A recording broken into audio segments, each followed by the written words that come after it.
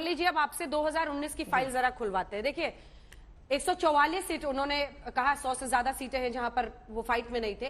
144 seat जहां पर अपने आप को कमजोर पा रही है बीजेपी, पिछले 3 साल से वहां पर अपने मंत्रियों को प्रवास पर भेज रही है, उस पर होमवर्क कर रही है। आपका 19 का फाइल क्या कहता है, क्या कंक्लूजन आपने निकाला? अगर आप वोट परसेंटेज ही देख लीजिए तो आप 2014 में 19 में लगभग 20% के आसपास, मान लीजिए 19.5 है, फिर 19.7 है, आप इतने वोट परसेंटेज पे रुक गए। क्या सीखा आपने? क्यों आप उस वोट परसेंटेज पे आगे क्यों नहीं बिल्डअप कर पा रहे हैं, और क्या है आपका सबक 19 का? अंजना जी, हम लगातार जनता के मुद्दे उठा रहे हैं। मैंने अभी इनको बोला, और लगातार जो इनके फेल मुद्दे थे, किसान की आय दुगनी करेंगे, किसान को एमएसपी मिलेगा ना, किसान की आय दुगनी हुई आधी हो गई। पश्चिमी उत्तर प्रदेश से मैं आती हूँ, वहां बहुत बड़े बड़े चुनावी वादे किए थे कि गन्ने का दाम मिलेगा, जो बकाया है वो मिलेगा। आज भी गन्ना किसान रो रहा है। वहां ना किसानों की जोड़ो यात्रा में नहीं जुड़े आपके साथ? आए ना, आप देखिए खूब आए किसान, वहां पूरा किसान हमारे साथ है। देश में सबसे बड़ी बात इन्होंने कही थी 2 करोड़ जॉब्स, 2 करोड़ नौकरी हर साल। अब लगा लीजिए 8 साल में इन्हें 16 करोड़ नौकरियां दे देनी चाहिए थी। अब आज बड़ा इवेंट और बड़ा रोड शो और बड़े ये सब करने के बाद भी 71,000 नौकरियां दे रहे हैं। 30 लाख खाली पद हैं। 30 लाख खाली पद पर 31 ऊंट के मुंह में जीरा। क्या कर रहे हैं? देश की जनता को, युवा को कब तक मूर्ख बनाएंगे? ऐसी ऐसी स्कीमें ले आते हैं, न युवा को नौकरी दे रहे हैं, न किसान को एमएसपी दे रहे हैं, न महिलाओं को सुरक्षा दे रहे हैं। बहुत हुई महंगाई की मार। अब की बार मोदी सरकार महंगाई में देख लीजिए, आटे, दूध, दही, चीनी, चावल तक पर जीएसटी लगा दिया। आज देश की जनता सब समझने लग गई है। हमारे नेता राहुल गांधी सड़क पर और हर उस वर्ग से मिल रहे हैं जो पीड़ित है, शोषित है, परेशान है, और उसके नतीजे आपको आने वाले 2024 में दिखेंगे। जवाब दीजिए, आपका डिस्कशन क्या है? ये तस्वीरें हम दिखा रहे हैं। आज राहुल गांधी ने टी शर्ट पहनी है कि आज उन्होंने जैकेट पहन लिया? आज उनको ठंड लग रही है कि नहीं लग रही है?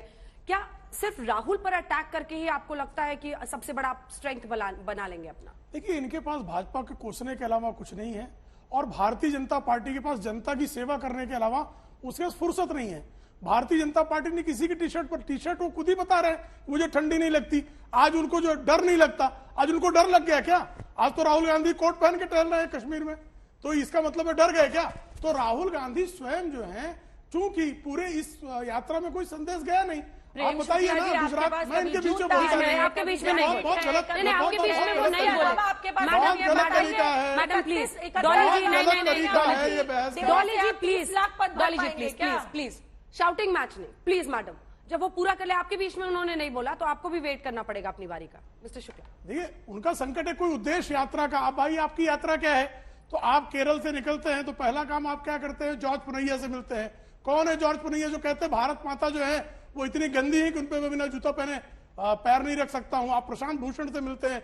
आप जो है मेधा पाटकर से आपकी भेंट होती है। आप टुकड़े टुकड़े गिरोह के साथ चलते हैं। तो आपकी इस यात्रा पर चर्चा कैसे नहीं होगी? जब आप कोई जो है राष्ट्रद्रोहियों के साथ अगर आप गलबैयां करेंगे तो स्वाभाविक तौर पर चर्चा होगी। हम अपनी जो है उपलब्धियां जनता के सामने ले जाते हैं, ये हमको कोसते हैं। जनता तय करती है, जनता जनार्दन है। जनता को पता है कि हमने सेवा की है तो हमको वोट देगी, हमने सेवा नहीं की होगी, इनकी तरह लूटा होगा तो वोट नहीं देगी। क्या विनोद जी, क्या जो राहुल गांधी पर यह अटैक है, इस भारत जोड़ो यात्रा से उनको फायदा हो रहा है या उनकी छवि को बीजेपी ज्यादा डेंट कर रही है? देश विरोधी लोगों के साथ घूम रहे हैं। मेधा पाटकर का नाम खूब प्रधानमंत्री ने भी बोला नहीं, लेकिन उन्होंने सीधा उनकी जो नीतियां थी वहां पर डैम को लेकर उन सबका जिक्र किया। गुजरात में भी इनके काम आया। क्या फायदा हो रहा है या एक्सपोज हो रहे हैं जो बीजेपी दावा करती है? देखिए, फायदा जहां तक बात है, इसका तो टेस्ट केस चुनाव होता है किसी भी पॉलिटिकल कैंपेन का या कवायद का, कि चुनाव में नतीजे क्या आते हैं। और पहला टेस्ट कर्नाटक में होगा, क्योंकि सबसे ज्यादा भारत जोड़ो यात्रा ने कर्नाटक में समय दिया है, और मल्लिकार्जुन खड़गे जो कांग्रेस के अध्यक्ष वो भी कर्नाटक से हैं। तो कर्नाटक पहला टेस्ट केस होगा इस भारत जोड़ो यात्रा और मल्लिकार्जुन खड़गे की ताजपोशी का। जहां तक मेधा पाटकर और प्रशांत भूषण की बात है, तो भाई अगर ये राष्ट्रद्रोही हैं तो सरकार इनको अरेस्ट करके जेल में बंद करे। ये खुलेआम क्यों घूम रहे हैं इस देश में? या वो पादरी जो है, ये मुझे नहीं समझ में आता कि आप राष्ट्रद्रोही भी कहेंगे और उनको खुलेआम भी घूमने देंगे। दूसरी बात यह है कि मेधा पाटकर ने नर्मदा वाले मामले में आदिवासियों के विस्थापन की लड़ाई लड़ी। ठीक है, सुप्रीम कोर्ट का आदेश आया, जो जहां उसकी अपनी तार्किक परिणति हो गई। लेकिन आज हम देख रहे हैं जोशीमठ में क्या हो रहा है।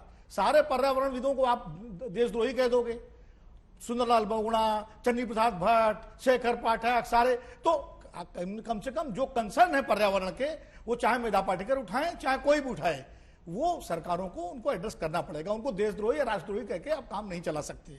और जहां तक राहुल गांधी की यात्रा में इनके शामिल होने की बात है, तो राहुल गांधी की यात्रा में बहुत सारे लोग शामिल हो रहे हैं, उसमें रघुराम राजन भी शामिल हुए, उसमें जो है तमाम सारे लोग। अब ये एक यात्रा है, एक राजनीतिक आयोजन है। अब उस राजनीतिक आयोजन का इतना जरूर हुआ है कि राहुल गांधी की एक छवि जो है, जो एक पप्पू छवि थी, उससे उनको मुक्ति मिली है और अब उनको गंभीरता से भारतीय जनता पार्टी भी लेने लगी है। इसीलिए सबसे ज्यादा अटैक यात्रा से ज्यादा राहुल गांधी पर अटैक है, क्योंकि अगर आप उसको गंभीरता से नहीं लेंगे तो आप अटैक क्यों कर रहे हैं? अटैक इसीलिए किया जा रहा है कि छवि मूर्ति भंजन जो है उसी का किया जाता है, जिस मूर्ति की पूजा